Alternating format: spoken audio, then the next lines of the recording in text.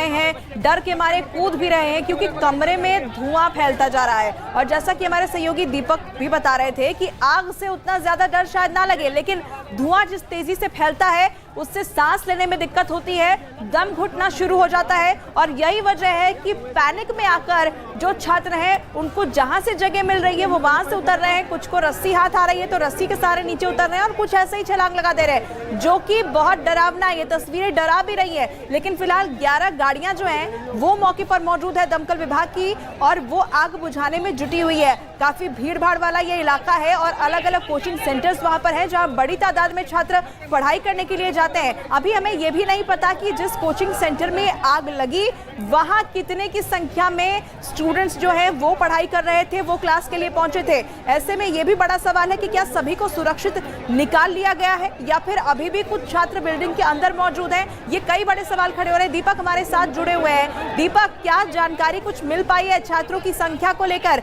क्या सभी को इवैक्यूएट कर लिया गया है या अभी भी कुछ छात्र बिल्डिंग में फंसे हैं, ऐसी आशंका है? देखिए, दमकल का कहना है कि अभी कुछ कहा नहीं जा सकता कि कितने छात्र और अंदर है, क्योंकि ये आंकड़ा जो कोचिंग संस्थान है उसका दिया जाना जरूरी है, क्योंकि कितने बच्चे रोजाना आते हैं और वहां पर किस तरह की उनकी स्टडी होती है, किन कमरों में होती है। आग जिस जगह पर लगी थी वहां से धुआं जब ऊपर को फैला है तो मुख्य गेट जो है वहां से बच्चों का नहीं निकलना ही ये साफ करता है कि मुख्य गेट की तरफ धुआं था।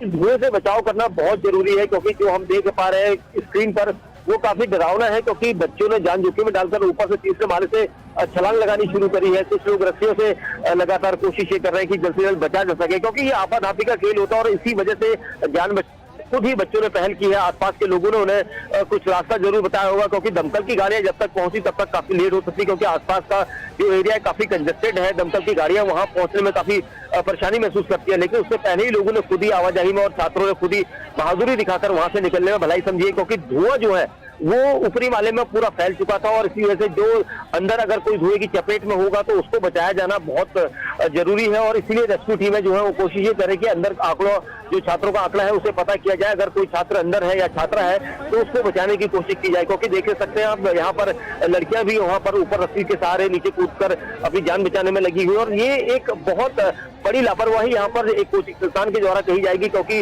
जब भी किसी तरह की आग लगती है तो उसके लिए दो मुहाने निकलने के लिए होते हैं, और यहाँ पर जिस तरह से बच्चे जान जोखिम में डालकर खिड़की का रास्ता अख्तियार कर रहे हैं तो ये एक बड़ी लापरवाही कही जाएगी। हालांकि एक्शन तो बात की बात है, लेकिन पहले बचाव बहुत जरूरी है जो छात्र वहां पर फंसे हैं। जी, ये विडंबना है कि जिन जगहों पर, जिन कोचिंग सेंटर्स में दूसरों को नियम कायदे समझाए जाते हैं, किताबों में नियम कायदे पढ़ाए जाते हैं कि जब आप किसी प्रशासनिक जगह पर जाएंगे क्या नियम कायदे होंगे, उसी कोचिंग सेंटर में कुछ ऐसा हो जाता है जहां कोई नियम कायदे अभी तो नहीं कम से कम दिखाई दे रहा है। अगर नियम कायदे होते तो शायद बच्चों को इस तरीके से खिड़कियों से ना उतरना पड़ता और ना ही खिड़की से छलांग लगानी पड़ती। ये आपाधापी का खेल है, ये मुश्किल भरा समय इन बच्चों के लिए कुछ समझ नहीं आ रहा है।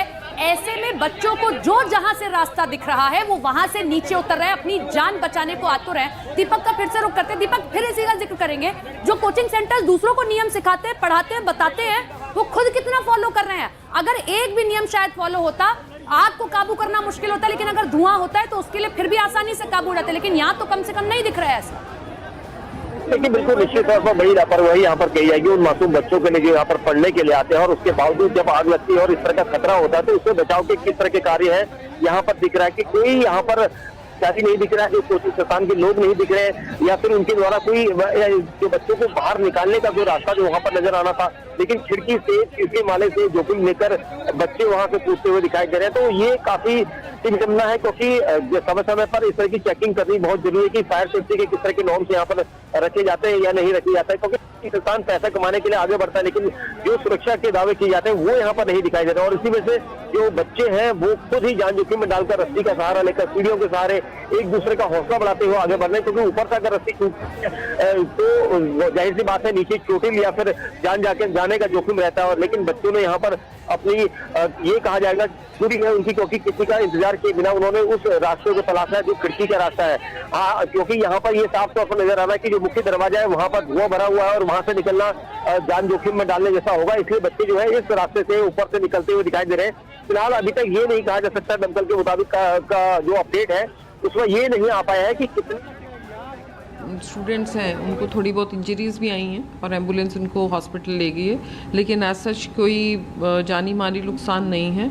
फायर पर कंट्रोल पा लिया गया है और कोई भी उसमें ट्रैप या कुछ इस टाइप का नहीं है। विजुअल्स में काफ़ी पैनिक वाले बिल्कुल आप सही कह रहे हैं, तो बहुत ही पैनिक वाले हैं, लेकिन मैं आपके प्लेटफॉर्म से बताना चाहूँगी कि सब ठीक हैं, कोई भी किसी भी गलत घटना का होने का कोई वो नहीं है। 1 मीटर में आग थी और वो धुएं के कारण जो ऊपर गया है उसके कारण पैनिक फैला है। मैम कितने बच्चे इसमें इंजर्ड हुए हैं कि जो ऊपर से कूदते हुए जो नजर आए हैं? फायर में कोई हुआ या फिर सिर्फ पैनिक में जो नीचे कूदे उसकी? अभी तक जो इन्फॉर्मेशन हमें लगी है ग्राउंड से, तो उसमें पैनिक के कारण जो बच्चे खिड़कियों से नीचे आने की कोशिश कर रहे थे उन्हीं को थोड़ी बहुत इंजरीज है। फायर से किसी को अभी तक नहीं है, लेकिन अभी क्योंकि बहुत सारी टीम्स थी, बहुत सारी एम्बुलेंस थी, पुलिस भी थी, तो अभी एग्जैक्ट नंबर हमारे पास आया नहीं है, तो वो जैसे ही आएगा हम अपडेट करेंगे। तो आप सुन रहे थे दिल्ली पुलिस के पीआरओ को, जो ये बता रही थी कि आग पर काबू पा लिया गया है। और बच्चों के बारे में जानकारी ये मिली है कि जो बच्चे पैनिक में नीचे कूद रहे थे उनमें से कुछ बच्चों को माइनर इंजरीज हुई हैं, जिन्हें तुरंत अस्पताल पहुंचा दिया गया है। शुरुआती जानकारी के मुताबिक मीटर में आग लगने की वजह से वहां धुआं फैला और ऐसे में बच्चों ने बाहर निकलने की कोशिश की। वो खिड़कियों के सहारे, रस्सी के सहारे कूदने लगे। शुरुआती जानकारी में ये बात सामने आई है कि आग की वजह से किसी को कोई नुकसान नहीं हुआ है। देखिए, बड़ी खबर हम आपको बता रहे हैं, जो आग लगने की बात सामने आई उस पर काबू फिलहाल पा लिया गया है। 11 दमकल की गाड़ियां मौके पर पहुंची थी। अतुल गर्ग, दिल्ली फायर ऑफिसर, हमारे साथ में जुड़ गए हैं। अतुल जी, क्या कुछ जानकारी है? आग पर काबू पा लिया गया, लेकिन बच्चों को लेकर क्या जानकारी? देखिए, आग पे काबू पा लिया गया है, सभी बच्चे सेफ हैं, किसी को कोई मेजर इंजरी नहीं हुई है। आग ज्यादा बड़ी नहीं थी, ये एक बिजली के मीटर से ऐसा बताया जा रहा है आग शुरू हुई थी और थोड़ा धुआं ज्यादा था। ये जो आप टीवी पे जो तस्वीरें आ रही हैं, इनिशियल तस्वीरें हैं, जब बच्चे थोड़े पैनिक हो गए और वो पैनिक में रस्सी से या खिड़की से उतरे। हमारे पहुंचने के बाद हमने सबको बाहर निकाल लिया और सारे सेफ हैं और फायर फाइटिंग ऑपरेशन खत्म हो चुके हैं। अतुल जी, कितने बच्चे वहां कोचिंग सेंटर में मौजूद थे और क्या निकलने का कोई और रास्ता वहां पर नहीं था? क्या कोचिंग सेंटर में एग्जिट के लिए कोई और जगह नहीं थी? नहीं, एग्जिट के लिए जगह बिल्कुल थी, उसमें जीना था। अब कितने जीने थे ये बात का विषय है। अभी कितने बच्चे थे इसकी इंफॉर्मेशन मेरे पास राइट नाउ नहीं है, क्योंकि हमारा मेन उद्देश्य सबसे पहले था सभी को बचाया जाए और किसी को चोट ना लगे, तो वो काम पूरा हो गया है। सारे बच्चे सेफ हैं, किसी को कोई मेजर इंजरी नहीं है और आग पे काबू पा लिया गया। हमने फायर फाइटिंग ऑपरेशन खत्म कर दिए हैं। अतुल जी, कितने बच्चे रहे होंगे अंदर? और दूसरा, क्योंकि आप ऐसी जगह पहले भी देखते रहे होंगे, लेकिन क्या फायर सेफ्टी यहाँ पर थी ताकि बच्चे उसका इस्तेमाल कर लेते? मैडम, ये ना जांच का विषय, अभी हमारी ये प्रायोरिटी नहीं थी। अभी हमने इस बारे में कुछ देखा नहीं है, सिर्फ बच्चों को बचाया गया, आग को बुझाया है। सर, कुछ बच्चों को माइनर इंजरीज भी आई हैं, कितनी उनकी संख्या बताई जा रही है? किस हॉस्पिटल उन्हें ले जाया गया है? हॉस्पिटल की जानकारी नहीं है, पर मेरे को ये बताया गया इनिशियल टाइम में जो बच्चे रस्सी से उतरे थे, शायद वो नीचे पहुंच के गिर गए थे, तो 4 बच्चों को कुछ माइनर इंजरी आई है। बहुत बहुत शुक्रिया अतुल जी आपका। ये तस्वीर अब हम आपको दिखा रहे हैं, ये तस्वीर कोचिंग सेंटर के अंदर की है। जिस वक्त धुआं बढ़ना शुरू हो जाता है, ये यूं तो सभी दमकल कर्मी अंदर पहुंचे, लेकिन तभी बच्चों के अंदर या अफरा तफरी का माहौल दिखाई दे रहा है। सबसे पहले तस्वीर आप देख रहे हैं, ये तस्वीर अंदर की, और दूसरी तस्वीर जब बच्चे अंदर दम घुटता हुआ महसूस करते हैं, कोई रास्ता नहीं दिखाई देता है, आपाधापी की स्थिति होती है, तो बच्चे अपने आप इस रस्सी का सहारा लेते हैं और नीचे उतरते हैं। देखिए, चुनौतियां कई, क्योंकि बिजली के मीटर में आग लगी थी, ऐसे में कमरे में अंधेरा हो गया, गर्मी का मौसम और जो आग था उसका धुआं तेजी से फैलता जा रहा था कमरे के अंदर। ऐसे में बच्चे बहुत ज्यादा पैनिक हो गए थे और उन्हें जो रास्ता दिखा वो वहीं से बाहर निकलने की कोशिश करने लगे। रस्सी के सहारे, खिड़कियों के सहारे वो बाहर कूदने लगे और ऐसे में जानकारी ये मिली है कि कुछ बच्चों को हल्की चोटें आई हैं, जिन्हें अस्पताल में भर्ती कराया गया है। और कैसे ये आग लगी है, क्या वहां पर फायर सेफ्टी नॉर्म्स नहीं थे, क्या एग्जिट का कोई रास्ता और दूसरा नहीं था, इन सभी बातों की अब जांच की जाएगी। बच्चों की संख्या कितनी थी, इस बात पर भी अभी अपडेट सामने नहीं आई है, लेकिन कहा यह जा रहा है और जो मुख्य बात है वो ये है कि सभी बच्चों को सुरक्षित वहां से निकाल लिया गया। तो ये राहत की बात है, लेकिन इन सबके बीच में बहुत सारे सवाल भी हैं। पहली तस्वीर कोचिंग सेंटर के अंदर की आप देख रहे हैं, जब ये पूरी आग लगती है। आग बहुत ज्यादा नहीं थी, लेकिन जैसे ही लोगों को, बच्चों को खबर मिलती है, आपातापी की स्थिति होती है, धुआं बढ़ जाता है। जैसा कहा कि देखिए गर्मी है, गर्मी का मौसम है, जब लाइट चली जाए और अचानक से धुआं बढ़ने लगे तो दम घुटने की स्थिति पैदा होने लगती है। जब इतने सारे बच्चे एक ही जगह पर पढ़ रहे हैं और बच्चों की तादाद भी ज्यादा होगी क्योंकि बैचेस चलाए जाते हैं कोचिंग में। दूसरी तस्वीर, जब बच्चों को कोई रास्ता नहीं दिखा, यूं तो मेन एंट्रेंस भी था, स्टेयर्स भी थी, लेकिन जब वो रास्ता नहीं समझ आया, इतने सारे बच्चे एक ही जगह से कैसे निकलें, तो बच्चों ने खिड़की का सहारा लिया, रस्सी नीचे गिराई और रस्सी के जरिए देखिए नीचे उतरना शुरू कर रहे हैं, जिसमें कुछ बच्चे ऐसे थे जो रस्सी से या तो गिर जाते हैं या ऊपर से ही छलांग लगा देते हैं। उन बच्चों को माइनर चोटें आई हैं, किसी को बहुत चोटें नहीं। मानव हमारे सहयोगी जुड़ गए हमारे साथ। मानव, क्या बच्चों की संख्या को लेकर कोई जानकारी अभी मिल पाई है? सभी क्या बच्चे अब सुरक्षित बताए जा रहे हैं?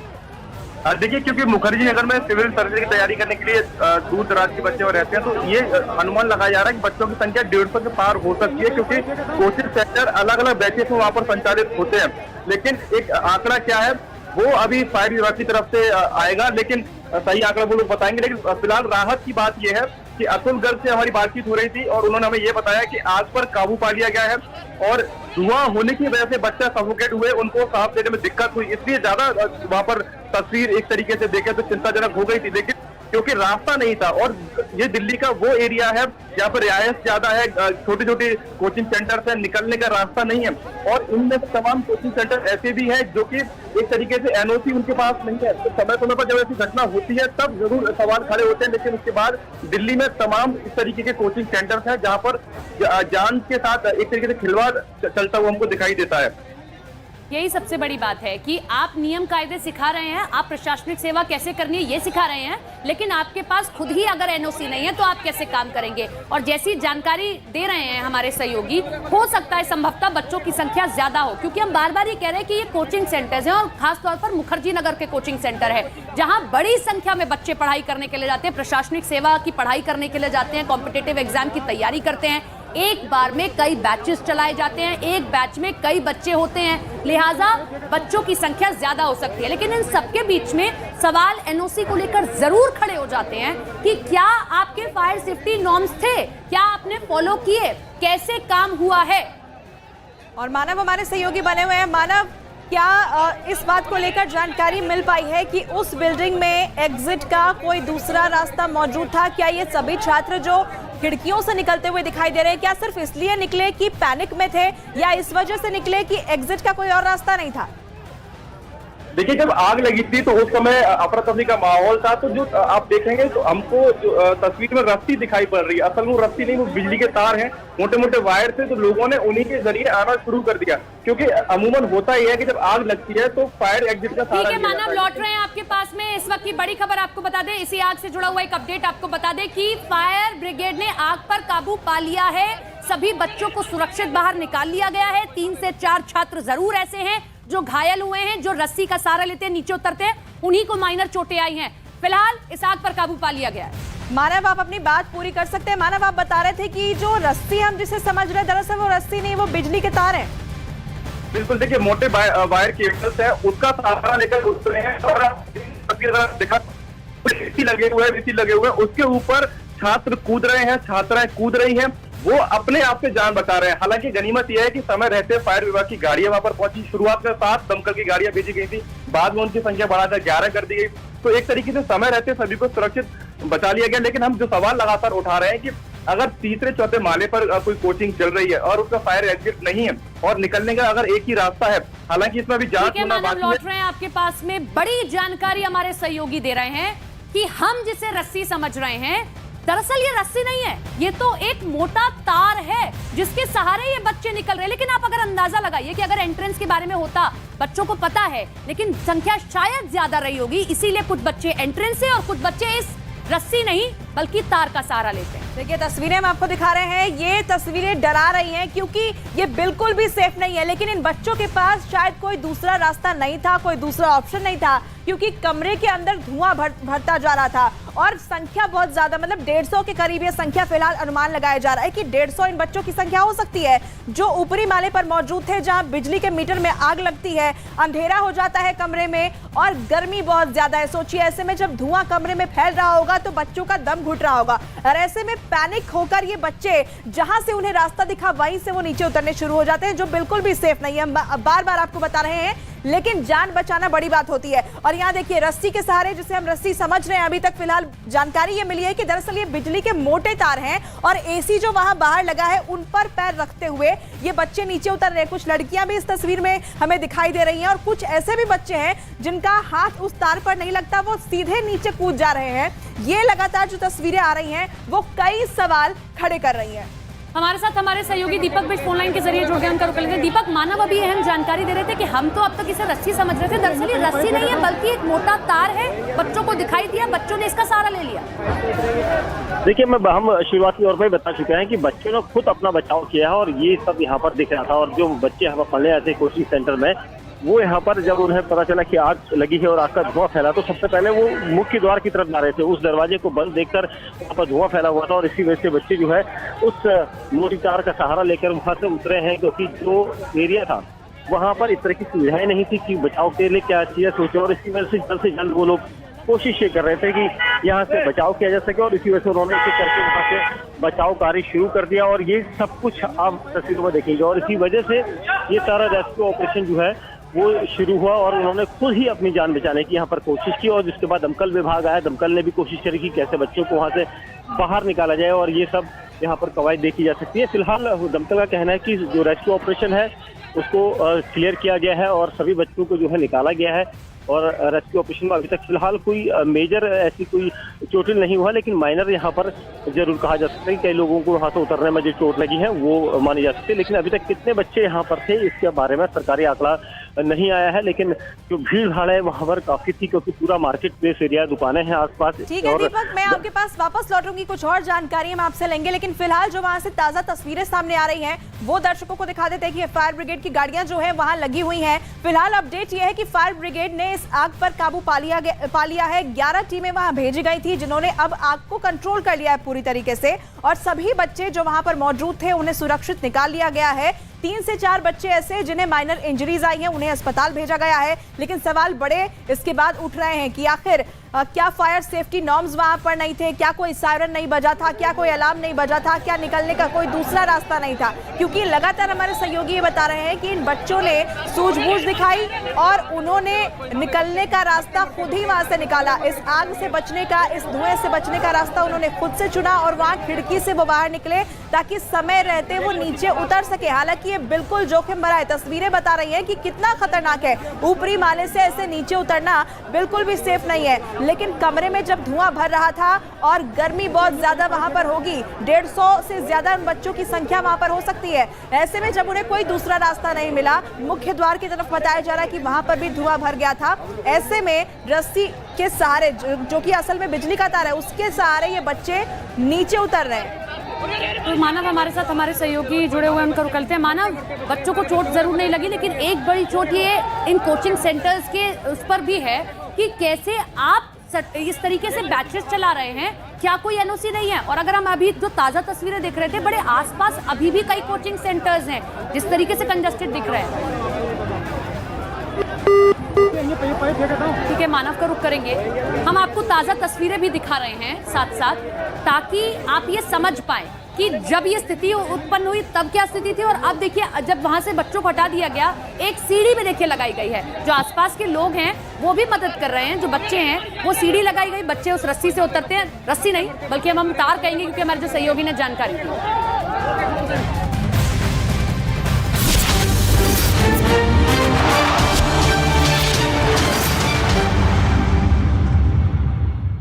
टकराएगा, जिसमें भारी तबाही होने की आशंका जताई गई। इसी वजह से स्वास्थ्य विभाग को पूरी तैयारी के साथ अलर्ट मोड पर रहने के आदेश दे दिए गए। विपर्यय को लेकर बाद में जो आपात स्थिति अगर पैदा होती है तो यहाँ पर सारी तैयारियां कर ली गई है। न्यूज 18 की टीम गुजरात के कच्छ में मौजूद नलिया के CHC केंद्र पहुंची, जहां आपात स्थिति से निपटने के लिए दवाइयों का स्टॉक बढ़ा दिया गया। इसके साथ ही ऑक्सीजन और अतिरिक्त बेड की भी व्यवस्था की गई। इसके अलावा अस्पताल के बाहर एम्बुलेंस खड़ी की गई ताकि इमरजेंसी में मरीजों का रेस्क्यू किया जा सके। और गुजरात में तूफान की दस्तक से पहले ही लोग अपने बचाव के लिए कई तरह के इंतजाम कर रहे हैं। जामनगर के गांव में ग्रामीणों ने खुद के खतरे से बचने के लिए गांव के बीच एक रस्सी बांध दी। ताकि उन्हें तूफान के दौरान सुरक्षित स्थानों पर पहुंचाने में मदद मिल सके। दरअसल इन गाँव वालों ने 1998 में आए चक्रवात को देखा है। तब ऐसी ही रस्सी के सहारे वो सुरक्षित स्थान पर पहुंचे थे और जान माल का कम नुकसान हुआ था। तभी से एक ग्रामीण आपस में मिलकर गांव के बीच चौक में रस्सी बांध देते हैं ताकि तूफान आने पर उसके सहारे सुरक्षित स्थान पर पहुंचे और किसी की जान न जाए। उदयपुर में 16 जून को बिपरजॉय का असर देखने को मिल सकता है। मौसम विभाग के मुताबिक 16 जून को तूफान के कमजोर पड़ने के दौरान ये राजस्थान में प्रवेश करेगा।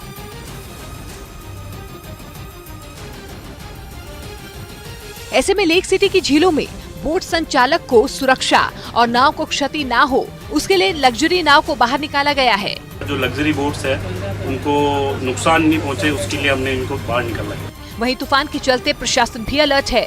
अगर हम सतर्क हैं तो सजग हैं और सुरक्षित हैं। जिला प्रशासन ने आपदा से निपटने के लिए कंट्रोल रूम भी बनाया है।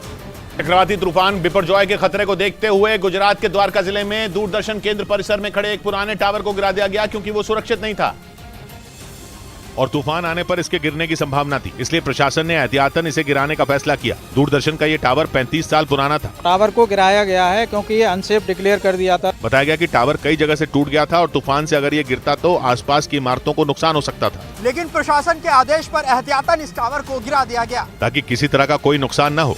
हालांकि टावर गिराए जाने से दूरदर्शन परिसर की दीवार का एक हिस्सा टूट गया। उधर उत्तर प्रदेश के मथुरा में बिपरजॉय तूफान से लोगों को बचाने के लिए एक अनुष्ठान शुरू किया गया है जिसे 21 पंडित 3 दिनों तक करेंगे। मौसम विभाग ने तूफान के गुजरात के समुद्र तटों से टकराने की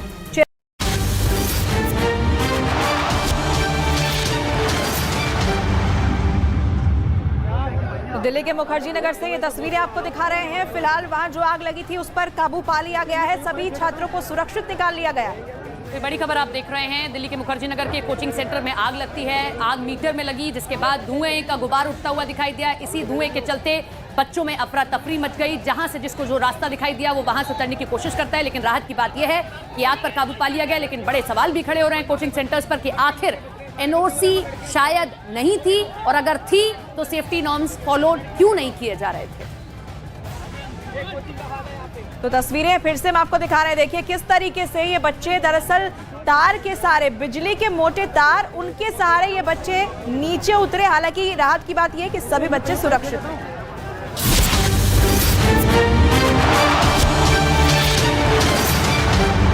ध्वस्त हो जाएंगे, तबाह हो जाएंगे। मौसम विभाग के मुताबिक चक्रवाती तूफान बिपरजॉय गुजरात के कच्छ जिले में समुद्री तट से टकराएगा। मतलब ये कि यहाँ तूफान का सबसे ज्यादा असर दिखेगा। बिपरजॉय के आने से पहले कच्छ के जखौ में तेज हवा के साथ मूसलाधार बारिश शुरू हो गई। कि अभी ये साइक्लोन हिट नहीं हुआ, साइक्लोन हिट होगा तब क्या स्थिति होगी। अभी ये इससे पहले की स्थिति है, इतनी तेज हवाओं के साथ बारिश होती है। तूफान की वजह से ज्यादा नुकसान न हो, इस पर प्रशासन पूरी तरह अलर्ट है। समंदर किनारे के इलाकों से 37,000 से ज्यादा लोगों को सुरक्षित जगहों पर पहुंचा दिया गया। चक्रवाती तूफान बिपरजॉय की चेतावनी के बाद पश्चिमी रेलवे ने कई ट्रेनों का संचालन रोक दिया है। मौसम विभाग के मुताबिक 15 जून की शाम तक बिपरजॉय तूफान गुजरात तक पहुंच जाएगा, जिसका असर गुजरात के साथ साथ महाराष्ट्र में भी देखने को मिलेगा। गुजरात में ही इसका सबसे ज्यादा असर होने की आशंका है, जिसका असर यातायात पर भी देखने को मिलेगा। हालातों से निपटने के लिए पश्चिमी रेलवे ने एहतियात के तौर पर बड़ी संख्या में ट्रेनों का संचालन रोक दिया है, जिसमें करीब 76 ट्रेनों को निरस्त कर दिया गया। रेलवे ने 13 से 15 जून तक समुद्री तूफान से प्रभावित क्षेत्रों में जाने वाली ट्रेनों को निरस्त किया है। मौसम विभाग के मुताबिक गुजरात के तट से टकराने के बाद तूफान का काफी भीषण असर देखने को मिलेगा। इस दौरान करीब 150 किलोमीटर प्रति घंटे की रफ्तार से हवाएं चलने की आशंका जताई गई है। तूफान के आने से पहले ही द्वारका से पोरबंदर तक समंदर की ऊंची ऊंची लहरों ने डरा दिया। मौसम विभाग ने कच्छ के अलावा द्वारका और पोरबंदर के तटीय इलाकों में भी तूफान के टकराने का अनुमान जताया। ऐसे में तूफान के आने से पहले ही इन इलाकों में तबाही मच गई और द्वारका में समुद्र में ऊंची लहरें उठने लगी, जिन्हें देखकर डर लगने लगा, क्योंकि तूफान के आने से पहले ही ऐसा लगने लगा कि समंदर के अंदर सब समा जाएगा, जिसकी वजह से वहां चेतावनी वाला बोर्ड लगाया गया और लोगों से समुद्र के किनारे न जाने की अपील की गई। लहरें आप देख सकते हैं उफान पर है और यहाँ पर जो समंदर के पानी का रंग है वो भी बिल्कुल काला हो चुका है। इसके अलावा पोरबंदर के तटीय इलाकों में भी समुद्र उफान पर आ गया। यहाँ समुद्र का पानी बाहर आने की वजह से चौपाटी वाली जगह आम लोगों के लिए बंद कर दी गई, क्योंकि मौसम विभाग ने पहले ही अनुमान जताया था कि पोरबंदर के तटीय इलाकों में भी तूफान का असर देखा जाएगा। चौपाटी के जो वॉकवे है उसमें भी पानी आ गया है, समुद्र से अंदर से पत्थर बाहर निकल के आ गया है। वहीं गुजरात के नवसारी में भी समुद्र में ऊंची ऊंची लहरें उठने लगी, जो खतरनाक लगी। वहां के तटीय इलाकों के आसपास बसे गांवों में तो समुद्र का पानी घुस गया, जिसकी वजह से लोगों की मुश्किलें बढ़ गईं। और बदलते मौसम का असर गुजरात से अलग राजस्थान में भी नजर आ रहा है।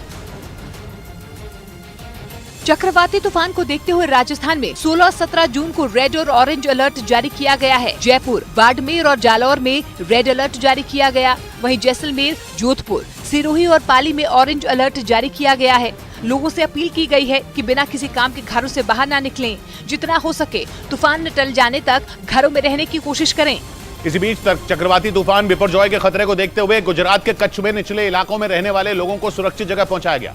तूफान कई जिलों से होकर गुजरेगा और कई इलाकों में बहुत ज्यादा नुकसान की आशंका जताई गई, जिसके बाद वहां से लोगों को सुरक्षित जगह पर शिफ्ट किया गया। लेकिन जखौ इलाके के आखिरी गांव आशीरावांड के लोग अपना घर छोड़ना नहीं चाहते। बात सही है, गांव तो पूरा खाली कर रहा है, लेकिन हमारा गांव जो ढोर भैंस है उसके लिए चरोचार के लिए कौन करेगा। उधर कच्छ के मांडवी में प्रशासन ने मुनादी करवाई। लोगों को नगर पालिका की गाड़ी में बैठाकर सुरक्षित जगह भेजा गया। मांडवी बीच के आसपास जो इलाके हैं वहां से लोगों को निकाला जा रहा है। बताया गया कि मांडवी में करीब 200 घर हैं, जिनमें 50-60 छप्पर वाले घर हैं, जो तूफान में तिनके की तरह उड़ सकते हैं। और इस बीच चक्रवाती तूफान बिपरजॉय के गुजरात से टकराने के बाद उसका असर राजस्थान में भी हो सकता है, जिसके लिए बाड़मेर जिला प्रशासन ने एक अहम बैठक की है, जिसमें तूफान से होने वाले असर से निपटने के लिए हाई लेवल मीटिंग में तैयारी पर समीक्षा हुई, जिसमें राजस्थान के मुख्य सचिव उषा शर्मा ने वीडियो कॉन्फ्रेंसिंग के जरिए बाड़मेर के अधिकारियों में तैयारियों का फीडबैक लिया। साथ ही 16 और 17 जून के लिए बाड़मेर समेत 4 जिलों को रेड अलर्ट जोन में रखा, जिसमें बाड़मेर, जोधपुर, नागौर और पाली जिले शामिल हैं। मुख्य सचिव ने इस मीटिंग के दौरान जिला अधिकारी और पुलिस अधिकारियों को हर परिस्थिति से निपटने के लिए तैयारी पर जोर देने के दिशा निर्देश दिए, क्योंकि तूफान के गुजरात से टकराने के बाद तेज हवाओं के साथ भीषण बारिश की चेतावनी मौसम विभाग की तरफ से जारी की जा चुकी है। मौसम विभाग ने गुजरात में तूफान के दौरान तेज हवाओं के साथ मूसलाधार बारिश का अनुमान जताया, जिससे पेड़ों और बिजली के खंभों को भी नुकसान पहुंचने की आशंका जताई गई, जिसकी वजह से कई इलाकों की बिजली प्रभावित होने की आशंका जताई गई। इस परेशानी से निपटने के लिए बिजली विभाग ने करीब 600 टीमें तैनात की, जबकि सड़कों की मरम्मत और सफाई के लिए 115 टीमों को लगाया गया। वहीं स्वास्थ्य विभाग ने तूफान के खतरे को देखते हुए कमर कस ली। जिन जिलों में सबसे ज्यादा खतरा है, वहां के अस्पतालों में जनरेटर की व्यवस्था की गई, ताकि बिजली जाने के बाद भी काम प्रभावित न हो। इसके अलावा जरूरी दवाओं के इंतजाम के साथ साथ स्वास्थ्य कर्मचारियों की संख्या बढ़ा दी गई। वहीं इमरजेंसी के लिए करीब 239 एम्बुलेंस भी तैनात कर दी गई। चक्रवाती तूफान बिपरजॉय से प्रभावित गुजरात के करीब 8 जिलों से अब तक 70,000 से ज्यादा लोगों को सुरक्षित जगह पर पहुंचाया गया है। सीएम भूपेंद्र पटेल ने चक्रवात से निपटने की तैयारियों को लेकर सीएम डैशबोर्ड के जरिए कच्छ समेत तटीय जिलों के कई गांव के सरपंचों से बातचीत की।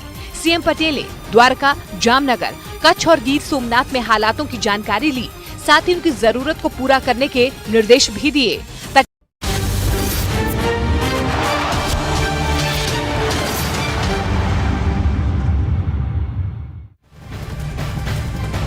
दिल्ली से एक बड़ी खबर सामने आ रही है। खबर यह है कि मुखर्जी नगर के एक कोचिंग सेंटर में भीषण आग लग गई। आग लगने के बाद कई छात्र कोचिंग सेंटर में फंस गए और इन्हें सुरक्षित बाहर निकाल लिया गया है। कुछ छात्र खिड़की से भी बाहर आते नजर आए।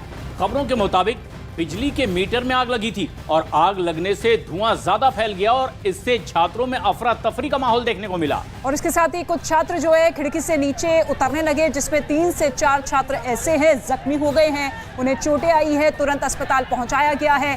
आग पर फायर ब्रिगेड की टीम ने फिलहाल काबू पा लिया है।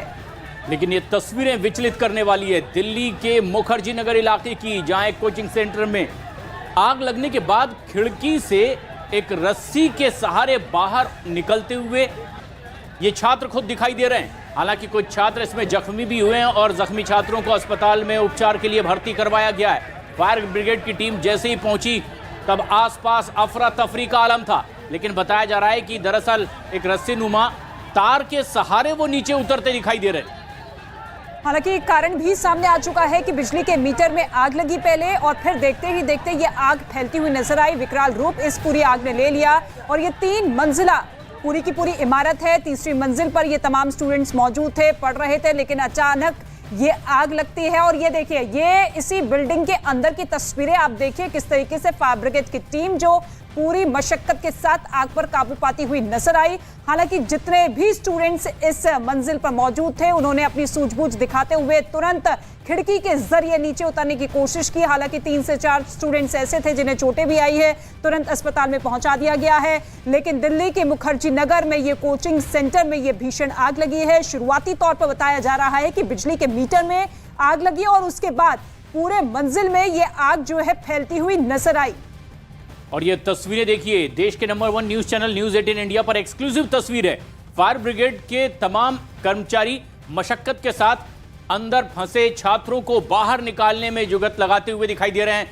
राजधानी दिल्ली के मुखर्जी नगर की यह तस्वीर है, जहां पर एक कोचिंग सेंटर में आग लगने के बाद खिड़की से जहां कुछ छात्र बाहर निकलते दिखाई दिए, तो वहीं फायर ब्रिगेड के कर्मचारी भीतर पहुंचे, जहां धुआं फैलने की वजह से छात्रों के बीच अफरा तफरी का आलम था और उन्हें सुरक्षित। तो जैसे ही मैं आया मैंने देखा कि मीटर फट रहे थे, तो मीटर फटने ही जैसे फटने लगे एकदम से आग लगी, तो वो आग ऊपर तक फैल गई। ऊपर 4 फ्लोर में शॉर्ट सर्किट हुआ वायरिंग में, तो ऊपर आग लगी। जैसे ही सब बच्चों को पता चला, भीड़ इकट्ठा हुई, तो एकदम से बच्चे आए। जो स्टार्टिंग की 5 मिनट थी उसमें बच्चे पैनिक हुए, उसमें ऊपर से कूदे हैं। उसमें कुछ बच्चों को चोट आई है, कैजुअलिटी आई है 2-3, किसी का पैर टूटा है, एक लड़की का सर फटा है। उसके बाद बच्चे इकट्ठा हुए, भीड़ इकट्ठा हुई, सबने अपने अपने बैग फेंके, गद्दे फेंके, पाइप लटकाई, पाइप से फिर नीचे आए, तब जाके बच्चों ने जान बचाई। फिर हम ऊपर चढ़े, फिर मैंने खिड़की तोड़ी। एक खिड़की नहीं टूट रही थी, कंधे से तोड़ी, तो अभी कंधे में दर्द हो रहा पता चल रहा है। फिर एक लड़की, मतलब काफ़ी ऐसा था कि लड़कियां ज़्यादा पैनिक कर रही थी। लड़कियां तो आपने सुना उन छात्रों की जुबानी कि कैसे ये हादसा हुआ, कैसे ये भीषण आग लगी। दीपक बिष्ट मेरे सहयोगी लगातार मौजूद है इसी जगह पर। दीपक, फिलहाल रेस्क्यू ऑपरेशन खत्म हो चुका है, जितने भी बच्चे थे वो सभी सुरक्षित बाहर निकाल लिए गए हैं। अभी फिलहाल क्या कुछ अपडेट, आग पर काबू पा लिया गया है?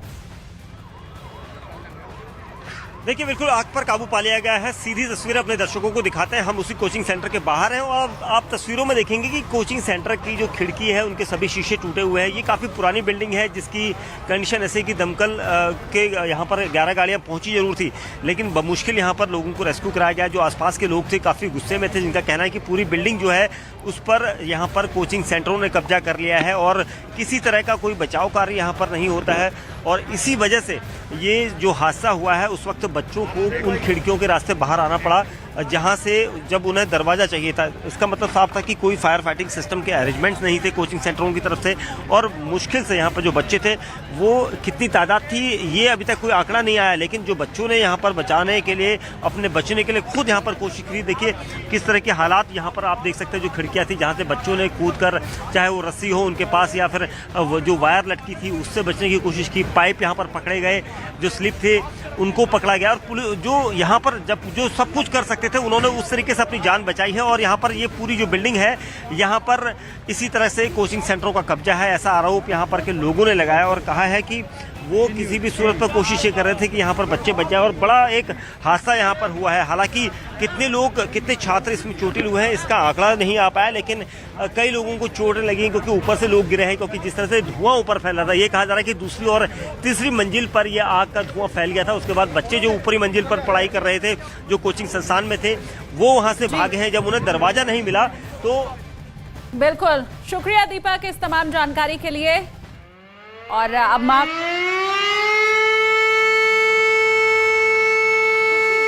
मिनट बाकी बचे रह गए हैं जब ये महा तूफान बिपोरजॉय गुजरात के तट से टकराने वाला है। 3 से 4 बजे का वक्त बताया गया था, इस हिसाब से 1 से 2 घंटे मात्र बचे रह गए।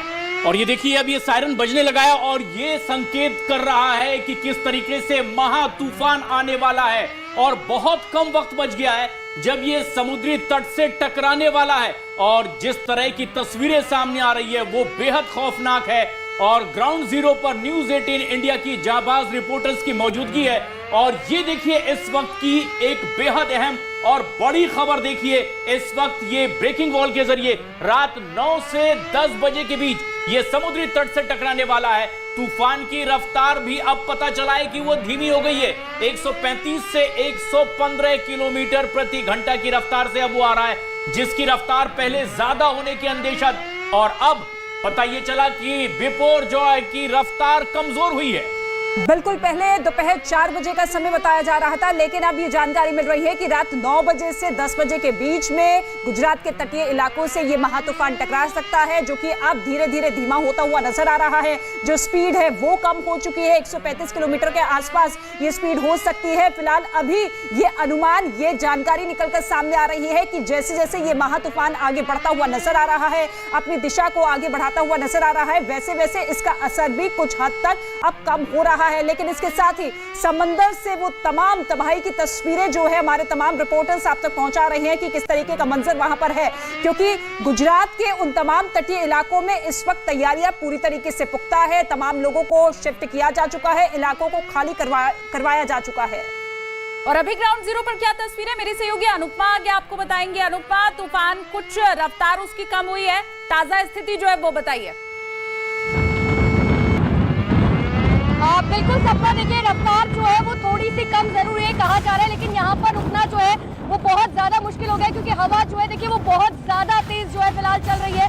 यकीन मानिए यहाँ पर एक एक कदम रखना जो है वो बहुत मुश्किल है। देखिए समंदर की तस्वीरें मैं आपको दिखा रही हूँ, ये आसपास की समंदर की तस्वीरें। मैं नसीब सिंह से कहूंगी कि एक बार उस तरफ की तस्वीरें दिखाई। देखिए हम दूर से जरूर एहतियात बरतते हुए, लेकिन बावजूद इसके देखिए समंदर की जो उठती हुई लहरें हैं, 15 से 20 फीट ऊंची उठती हुई लहरें इस बात को बताने के लिए काफी है कि देखिए अभी भी तूफान जो है वो थमा नहीं है। जिस तरीके से जानकारी दी जा रही है कि देखिए हो सकता है कि तूफान जो है वो रात को टकराएगा, लेकिन यकीन मानिए कि हवा जो है वो इस वक्त बहुत ज्यादा तेज जो है फिलहाल चल रही है यहाँ पर, क्योंकि ये कहा जा रहा था कि 4 बजे करीबन जो है तूफान टकराएगा। और उसी हिसाब से देखिए प्रशासन की बात करें तो प्रशासन एहतियातन जो है हम सबको वहां से थोड़े से दूर करके, लेकिन मैं एक बार आपको